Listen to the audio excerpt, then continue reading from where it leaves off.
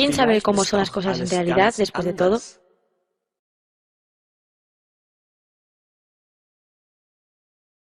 El Dr. Hammer resumió las 5 leyes biológicas con el nombre Nueva Medicina y después Nueva Medicina Germánica.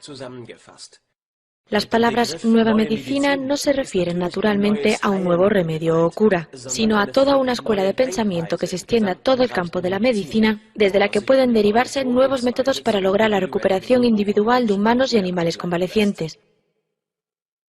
Un cambio de paradigma. Por primera vez en la historia de la medicina occidental, tan lejos como podemos rastrearla, tenemos un sistema científico completo y coherente capaz de explicar la esencia y origen de las enfermedades, es decir, las situaciones que aún estamos acostumbrados a llamar enfermedades. De modo que básicamente, en su esencia, las 5 leyes biológicas no son una nueva aplicación o técnica. La nueva medicina es una nueva forma de concebir el origen y el curso de los programas que llamamos enfermedades, las cuales,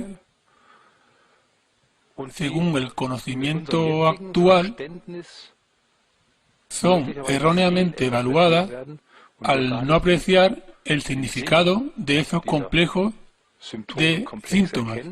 Estas 5 leyes biológicas, descubiertas por el Dr. Hammer, son una visión fundamentalmente nueva de cómo opera la naturaleza, qué es la salud y qué son las enfermedades en general. Se abre un panorama totalmente nuevo, es una idea sin precedentes el que estos programas naturales, sean realmente beneficiosos para nuestra supervivencia. Para mí resulta de la mayor importancia, más allá de cualquier beneficio individual.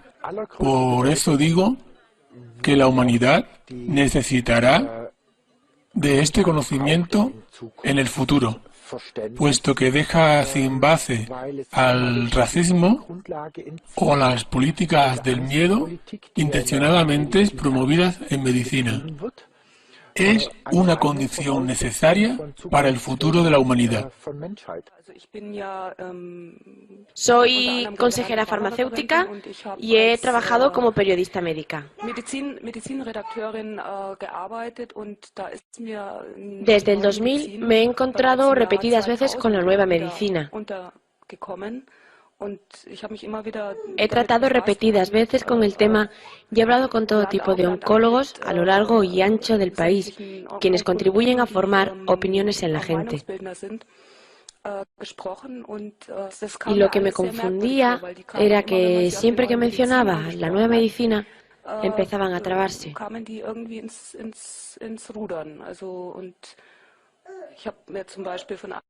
Por ejemplo, pregunté al decano de una facultad de medicina, ¿qué piensa usted de la nueva medicina?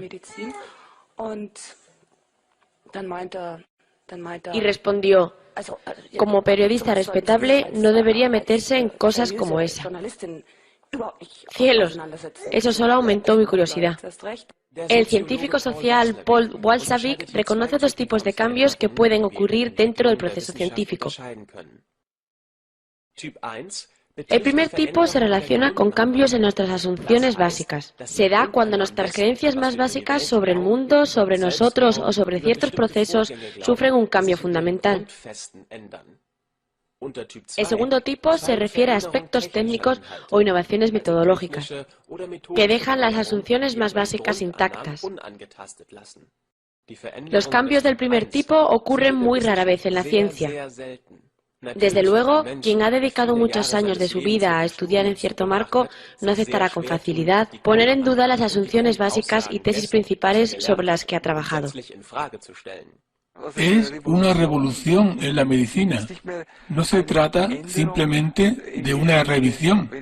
Cómo cambiar de sitio el mobiliario de una habitación para mejorarla, que es en lo que ha consistido la mejora técnica que veíamos hasta ahora en medicina. Pero ahora, verdaderamente, cambiamos de habitación. hacia otra totalmente nueva. Esto supone de hecho una gran revolución.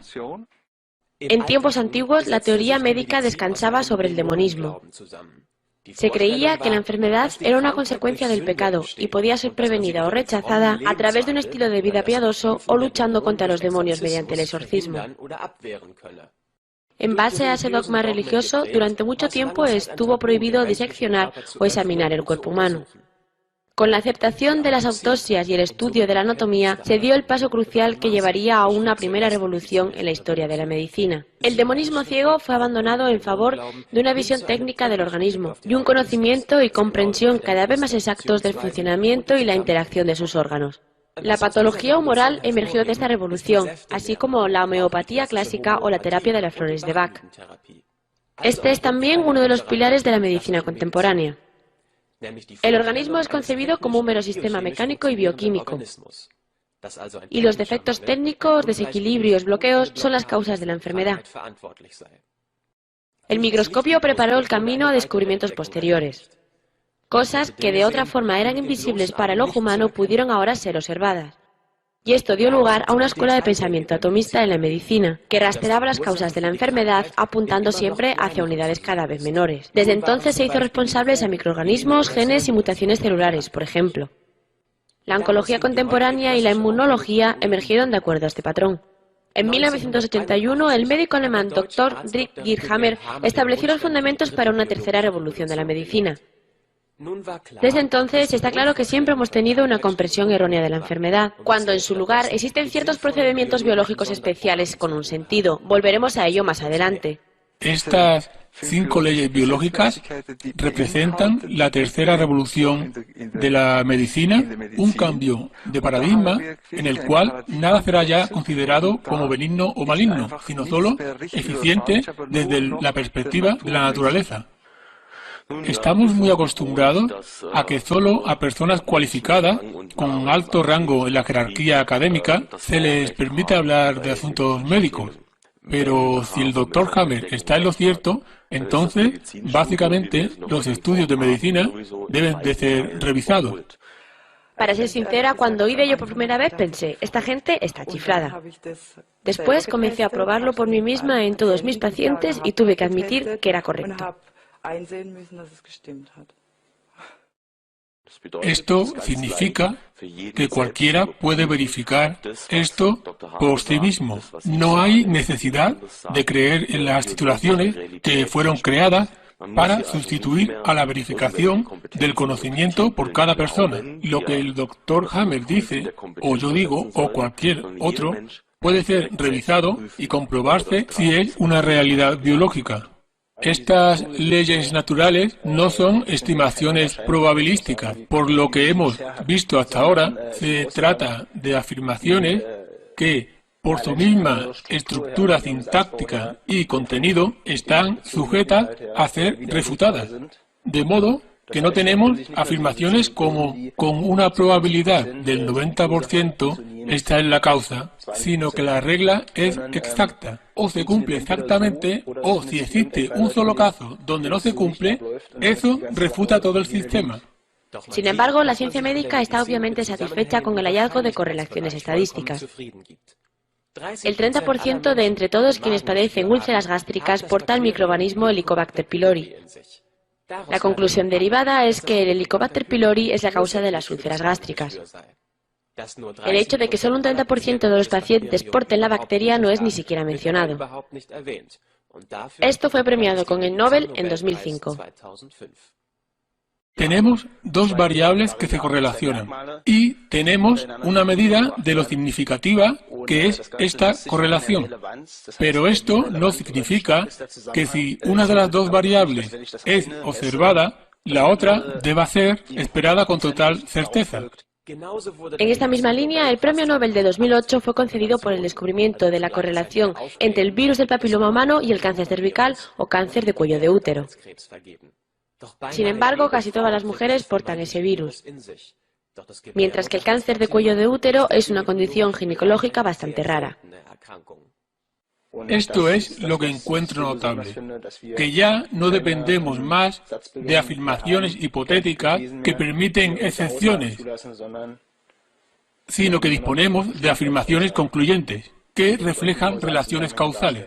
Puesto que convertimos a los médicos en comerciantes, los obligamos a que se las sepan todas como comerciantes. Bernard Shaw. Esto aún es verdad en el proceso de autorización de nuevos medicamentos y terapias. La siguiente parábola está tomada del libro del Dr. Peter Yoda, Revelation of a Medical Insider. Demostraré con un ejemplo, algo drástico, cómo se conducen los estudios. Supongamos que soy un vendedor de calcetines que quiere entrar en los pacientes de cáncer. Dispondría entonces que el estudio se realizase del siguiente modo. Se revisaría el color de los calcetines de todos los hombres con cáncer de próstata. Fuera cual fuese el resultado, en cualquier caso, un grupo mostraría mejores tasas de supervivencia que otros. Supongamos que sobrevive el 6% del grupo de calcetines azules frente al 4% de los demás grupos. Imprimiría entonces publicidad en lustrosos folletos para repartirlos a los doctores en un lujoso hotel, afirmando que los calcetines azules aumentan la esperanza de vida en un 50%. Solo después necesitaremos un científico que explique por qué aquellos que visten calcetines azules viven más. Una posible explicación podría ser que esos calcetines emiten ondas de luz con una frecuencia de 400 a 500 nanómetros. Y los estudios más recientes en Estados Unidos, siempre una buena frase, han mostrado que las células de cáncer de próstata podrían ser destruidas más rápidamente cuando se exponen a esta frecuencia en un laboratorio. Asegúrese de incluir esta afirmación. Estos estudios requieren aún más investigación, pero los primeros resultados son tan prometedores que debemos confiar en tener listos unos calcetines anticáncer optimizados en 3 o 4 años. El punto crucial es que ni los datos ni las conclusiones han sido manipuladas. Todo lo que se ha dicho es verdad. Pronto, la pregunta no será si los calcetines pueden ayudar, sino cuáles son más eficaces. Llegará el día en que todos estén convencidos. Si hay alguna esperanza para sobrevivir al cáncer, es solo con calcetines. Es un argumento circular. El cáncer es maligno y letal. La única esperanza procede de la quimioterapia. Analizar si la quimioterapia tiene realmente algún beneficio en absoluto es impensable, pues es la única salvación del paciente. Así que por razones éticas no puede realizarse ningún estudio en pacientes sin ningún tipo de calcetines, dado que son la única oportunidad de sobrevivir y esta no puede negarse. El mismo razonamiento es empleado en relación a la quimioterapia. Con cualquier medicamento o terapia, el procedimiento es el mismo que en el ejemplo de los calcetines.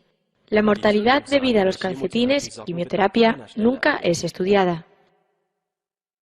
En nuestros días, Lázaro no podría resucitar. Hasta ese punto ha progresado la medicina. Mario Marenco.